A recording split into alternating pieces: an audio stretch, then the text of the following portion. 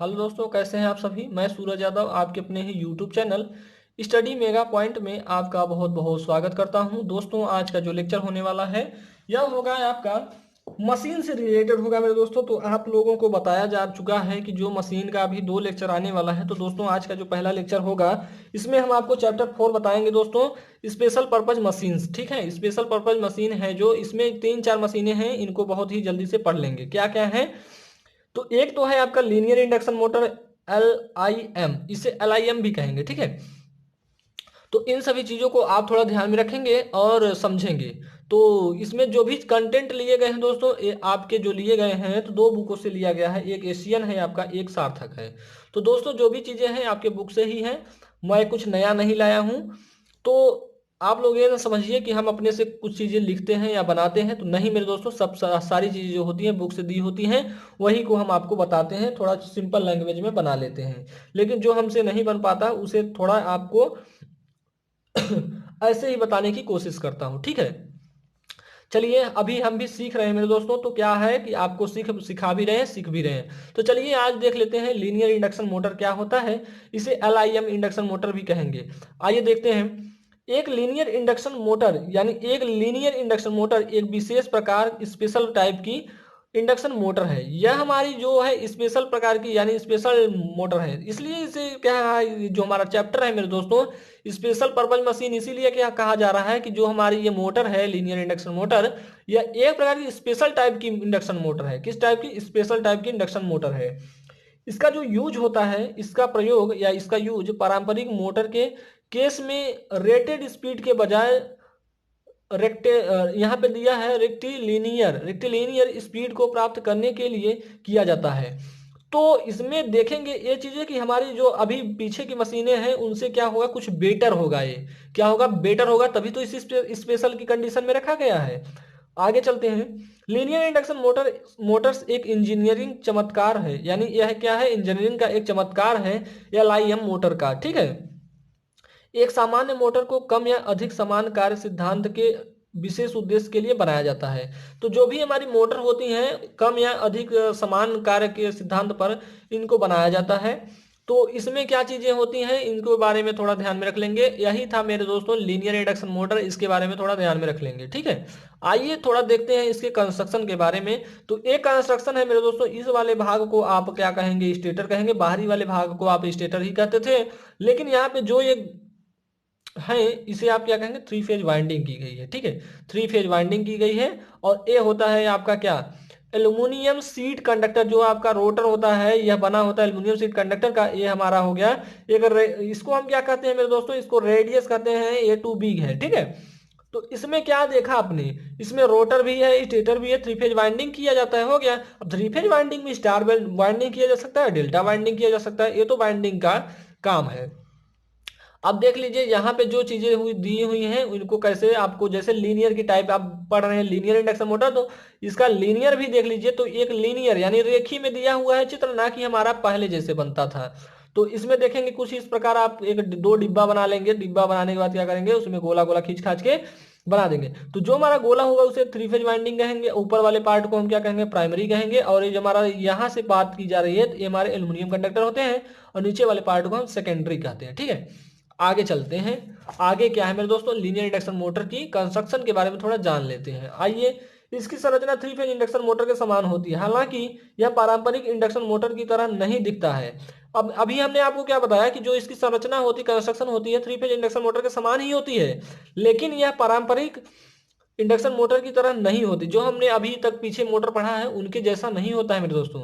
यदि हम एक पॉलीफेज इंडक्शन मोटर के स्टेटर को कट करते हैं और एक फ्लैट सरफेस पर बिछाते हैं, तो यह एक लीनियर इंडक्शन मोटर सिस्टम को प्राइमरी बनाता है। ठीक है, क्या किया कि हम एक पॉलीफेज इंडक्शन, जो हमारी पॉलीफेज इंडक्शन मोटर है उसके क्या किया, स्टेटर को कट करते हैं। क्या करते हैं, कट करते हैं। और एक फ्लैट, जो हमारा एक फ्लैट सरफेस होता है, फ्लैट सरफेस पे क्या करते हैं, उसे बिछाते हैं। तो यह एक लीनियर इंडक्शन मोटर सिस्टम को प्राइमरी बनाता है। क्या बनाता है, प्राइमरी बनाता है। तब आगे चलते हैं। इसी तरह इंडक्शन मोटर के रोटर को काटने और इसे फ्लैट बनाने के बाद हम सिस्टम के सेकेंडरी प्राप्त करते हैं। इसी प्रकार हम क्या करते हैं, सिस्टम का सेकेंडरी प्राप्त करते हैं। देखिए एक बार क्या करेंगे, कोई हमारा पॉलीफेज इंडक्शन मोटर है उसे कट कर दीजिए, इसके स्टेटर को कट कर दीजिए और एक फ्लैट सरफेस पर बिछा दीजिए उसे, और क्या होता है, तो यह एक लीनियर इंडक्शन मोटर सिस्टम को प्राइमरी बनाता है। जो हम कट किए हैं वह हमारा लीनियर इंडक्शन मोटर सिस्टम को प्राइमरी बनाता है। अब उसी तरह क्या करते हैं, इसी तरह इंडक्शन मोटर के रोटर को काटते हैं। अब देखिए यहाँ पे क्या करा, स्टेटर को काट दिया, रोटर को काट के इसे फ्लैट बनाने के बाद हम सिस्टम के सेकेंडरी प्राप्त कर लेते हैं। एक बार स्टेटर को काट दीजिए आप, एक बार रोटर को काट दीजिए, यही कंस्ट्रक्शन है आपका। आगे क्या है, LIM यानी लीनियर इंडक्शन मोटर एक और प्रकार, यानी हमारा लीनियर इंडक्शन मोटर का एक और प्रकार है जिसे DLIM यानी डबल लीनियर इंडक्शन मोटर के रूप में जाना जाता है। तो जो हमारा डबल लीनियर इंडक्शन मोटर होता है इसका प्रयोग इफिशियंसी बढ़ाने के लिए किया जाता है। क्या किया जाता है, इसका प्रयोग हम इफिशियंसी को बढ़ाने के लिए प्रयोग किया जाता है। अब बात आती है इसकी वर्किंग की। तो वर्किंग दोस्तों आपको बहुत थोड़ी टफ लगेगी, लेकिन यहाँ पे क्या करेंगे, थोड़ी चीज़ों को ध्यान में रहेंगे। ठीक है, तो चलिए दोस्तों आज कुछ शायरी वायरी हो जाए, उसके बाद वर्किंग प्रिंसिपल पढ़ते हैं। तो शायरी में क्या हो जाए मेरे दोस्तों, तो चलिए एक बताते हैं।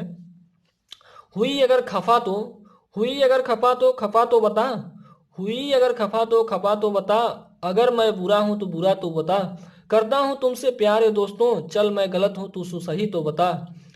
तो दोस्तों ये थी आपकी शायरी। चलिए अब वर्किंग प्रिंसिपल को देख लेते हैं। ठीक है, वर्किंग प्रिंसिपल को देख लेते हैं।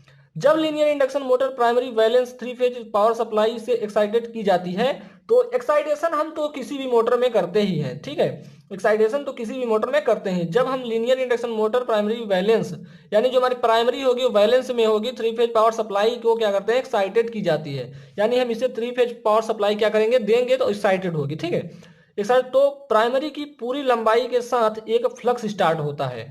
तो हमारी प्राइमरी जो होगी उसमें क्या होगा, एक फ्लक्स होगा। क्या होगा, फ्लक्स स्टार्ट होगा। यह लीनियर रूप में ट्रैवलिंग करने वाला मैग्नेटिक फील्ड, यानी जो हमारा फ्लक्स उत्पन्न हुआ वो लीनियर रूप में ट्रैवलिंग करेगा, करने वाला magnetic field 3 phase induction motor या एक सिंक्रोनस मोटर के स्टेटर में रोटेट करने वाला मैग्नेटिक फील्ड के बराबर होता है।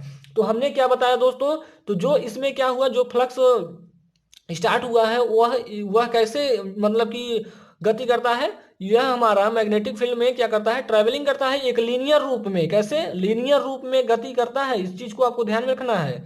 अब आगे क्या है मेरे दोस्तों, यहां तक हो गया। क्या होता है कि एक सिंक्रोनस मोटर के स्टेटर में रोटेट करने वाले मैग्नेटिक फील्ड के बराबर होता है। इस चीज को आपको ध्यान में रखना है। आगे क्या है, आगे है आपका इलेक्ट्रिक करंट ट्रैवलिंग फ्लक्स और कंडक्टर के बीच सापेक्ष गति के कारण सेकेंडरी के कंडक्टर में इंड्यूस्ड हो जाता है। तो यहां से थोड़ी चीज आपको ध्यान में रखना है, इलेक्ट्रिक करंट ट्रैवलिंग फ्लक्स। अब देखिए ट्रैवलिंग मतलब जो होता है हमारा गति कर रहा है, उस प्रकार की फ्लक्स की बात की जा रही है। और कंडक्टर के बीच सापेक्ष गति के कारण सेकेंडरी के कंडक्टर में इंड्यूस्ड हो जाता है। क्या, हमारा फ्लक्स होता है वो क्या होता है, इंड्यूज होता है सेकेंडरी में। फिर इंड्यूस्ड करंट लीनियर फोर्स उत्पन्न करने के लिए ट्रैवलिंग फ्लक्स वेव के साथ इंटरेक्ट करती है। ठीक है, इंटरेक्ट करती है, इस चीज को ध्यान में रखना है। और इसके आगे क्या होगा, हमारा एक फार्मूला बन जाता है मेरे दोस्तों ट्रैवलिंग फील्ड वेग का। ट्रैवलिंग फील्ड वेग यानी वेलोसिटी का एक फार्मूला बन जाता है, जिसको आप लोग पढ़ेंगे। क्या पढ़ेंगे, Vs equal to 2t Fs। जहां हमारा Vs क्या है मेरे दोस्तों, यहाँ ट्रैवलिंग फील्ड क्या है, ट्रैवलिंग फील्ड वेलोसिटी है, ट्रैवलिंग फील्ड वेलोसिटी है। तो आप लोगों को पता होगा वेलोसिटी की यूनिट क्या होती है, मीटर पर सेकंड होती है। इस चीज को आपको ध्यान में रखना है। टी जो हमारा है मेरे दोस्तों, यहाँ पे टी देखेंगे लीनियर डिस्टेंस मीटर में है। क्या है, लीनियर डिस्टेंस मीटर में है।